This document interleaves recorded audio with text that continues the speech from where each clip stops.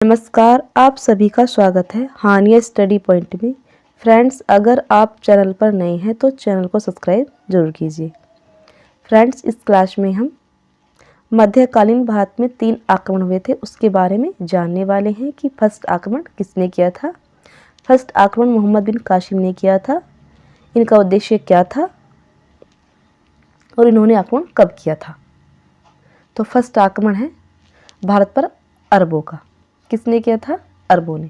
First आक्रमण मोहम्मद बिन कासिम के द्वारा। ये मोहम्मद बिन कासिम कौन थे?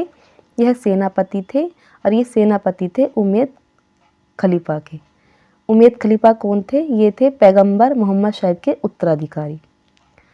भारत पर आक्रमण करने वाले प्रथम अरब मुस्लिम थे मोहम्मद बिन कासिम। इन्होंने सिंध व मुल्तान पर 712 ईस्वी में आक्रमण किया था। 712 में जीता था। इनका उद्देश्य था अरब राज्य का विस्तार व इस्लाम धर्म का प्रसार करना। जब इन्होंने सिंध पर आक्रमण किया था तो उस टाइम सिंध के जो शासक थे वो थे दाहिर सेन थे। इन्होंने मोहम्मद बिन कासिम ने दिरहम नाम का एक सिक्का भी चलवाया था। मोहम्मद बिन कासिम ने खजूर की खेती व ऊँटों का पालन भी प्रारंभ किया था। मोहम्मद बिन कासिम के द्वारा प्रथम बार जजिया कर भी लगाया गया था। गैर धार्मिक कर था 712 में लगवाया गया था। आगे देख लेते हैं कि दूसरा आक्रमण किसका था।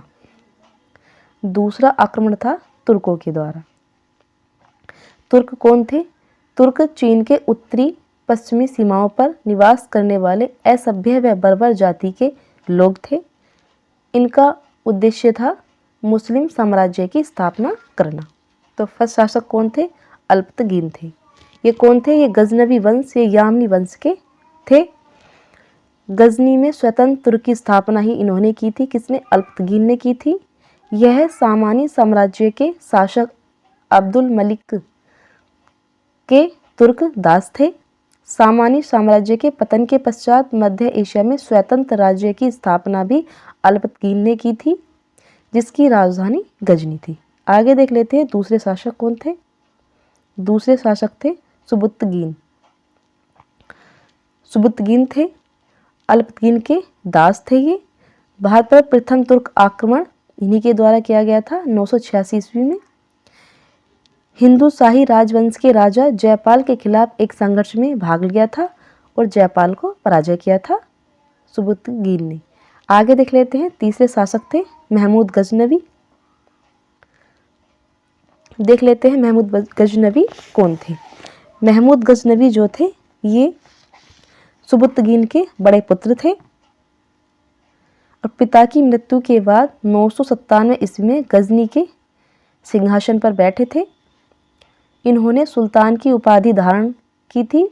सुल्तान की उपाधि धारण करने वाले प्रथम तुर्क शासक थे और सुल्तान की उपाधि बगदाद के खलीफा से प्राप्त की थी इन्होंने। महमूद गजनवी ने भारत पर 17 बार आक्रमण किया था और इनका उद्देश्य था धन को लूटना और मध्य एशिया में विशाल साम्राज्य की स्थापना करना था। इन्होंने वे हिंद की प्रथम लड़ाई करी थी 1001 में जयपाल के विरुद्ध की थी और जयपाल को पराजित किया था। वे हिंद की द्वितीय लड़ाई लड़ी गई 1008 में अनंतपाल को हराया था। इन्होंने थानेश्वर, कन्नौज, मथुरा, सोमनाथ नगरों को विध्वंस कर दिया था। इन्होंने 1025 ईस्वी में सोमनाथ के शिव मंदिर पर आक्रमण किया था। जो सोमनाथ मंदिर है ये गुजरात में है। आगे देख लेते हैं। महमूद गजनवी को भारतीय इतिहास में भुत्सिकन मूर्ति भंजक के नाम से भी जाना जाता है। महमूद गजनवी के साथ अरबी लेखक अल बेरूनी भारत आए थे। यह पुराणों का अध्ययन करने वाले प्रथम मुस्लिम थे। महमूद गजनवी के दरबारी कवि को देख लेते हैं कि कौन कौन थे। महमूद गजनवी के दरबारी कवि फिरदौसी थे, जो राजकवि थे, फारसी भाषा के संस्थापक थे और शाहनामा इनके ही द्वारा लिखी गई थी। क्वेश्चन भी आता है कि शाहनामा किसके द्वारा लिखी गई थी, तो ये लिखी गई थी फिरदौसी के द्वारा। देख लेते हैं दूसरे दरबारी कवि कौन से थे। अल बरूनी। तो इनके द्वारा किताब उल हिंद लिखी गई थी। ये भी क्वेश्चन में जाता है कि किताब उल हिंद किसके द्वारा लिखी गई है, तो अल बरूनी के द्वारा। तीसरे दरबारी कवि देख लेते हैं, बेहाइक। इनके द्वारा अलवी तारीख सुतगीन लिखी गई थी बेहाइक के द्वारा। आगे देख लेते हैं,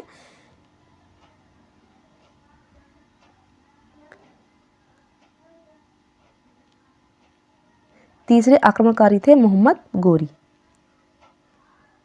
जान लेते हैं मोहम्मद गोरी के बारे में। अफगानिस्तान में गजनी वंश के पतन के बाद गोरी कबीले ने शक्ति प्राप्त करना शुरू कर दिया था। गौर में जो वंश था उसे संसबानी वंश कहा गया। मोहम्मद गोरी इस कबीले का शासक था। किस कबीले का? संसबानी वंश के। महमूद गजनवी के विपरीत मोहम्मद गोरी के भारत पर आक्रमण का उद्देश्य भारत में मुस्लिम राज्य की स्थापना करना था। महमूद गोरी ने भारत पर प्रथम आक्रमण 1175 ईस्वी में किया था, मुल्तान पर किया था। इनका उद्देश्य था भारत में मुस्लिम राज्य की स्थापना करना। 1178 ईस्वी में गुजरात पर आक्रमण किया था। ये गोरी की भारत में प्रथम पराजय थी। जब इन्होंने गुजरात पर आक्रमण किया था तो वहाँ के शासक थे भीमदित्य मूलराज, जिन्होंने गोरी को हराया था। मोहम्मद गोरी ने तराइन का प्रथम युद्ध लड़ा था 1191 ईस्वी में। इनमें इस युद्ध में भी मोहम्मद गोरी की हार हुई थी। किसके बीच लड़ा गया था? ये लड़ा गया था मोहम्मद गोरी और पृथ्वीराज चौहान द्वितीय के बीच लड़ा गया था। इन्होंने तराइन का द्वितीय युद्ध भी लड़ा था 1192 ईस्वी में। किनके बीच हुआ था? ये हुआ था मोहम्मद गोरी और पृथ्वीराज चौहान के बीच हुआ था, जिसमें पृथ्वीराज चौहान की पराजय हुई थी, हार गए थे। 1194 ईस्वी में इन्होंने चंदावर का युद्ध भी लड़ा था, कन्नौज के राजा जयचंद को हराया था। आगे देख लेते हैं, दिल्ली और अजमेर पर नियंत्रण कर लिया था इन्होंने तराइन के द्वितीय युद्ध के बाद। भारत में मुस्लिम साम्राज्य का वास्तविक संस्थापक भी मोहम्मद गोरी को ही माना जाता है। कन्नौज विजय के पश्चात मोहम्मद गोरी ने देवी लक्ष्मी की आकृति वाले सिक्के चलवाए। एक तरफ देवी लक्ष्मी की आकृति थी और दूसरी तरफ कलमा खुदा हुआ था अरबी भाषा में। मोहम्मद गोरी ने 56 ग्रेन का दिल्ली कला नामक सिक्का चलवाया था। मोहम्मद गोरी के एक सेनापति थे जिनका नाम था बख्तियार खिलजी। इन्होंने पूर्वी भारत को विजित किया था। बख्तियार खिलजी के द्वारा नालंदा विक्रमाशिला विश्वविद्यालय को नष्ट कर दिया गया था।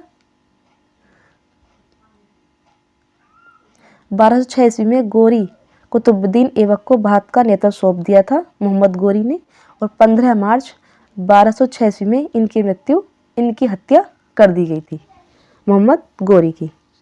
फ्रेंड्स, आपको हमारी क्लास कैसी लगी कमेंट्स बॉक्स में ज़रूर बताएं। अगर आप चैनल पर नए हैं तो चैनल को सब्सक्राइब जरूर कीजिए। धन्यवाद।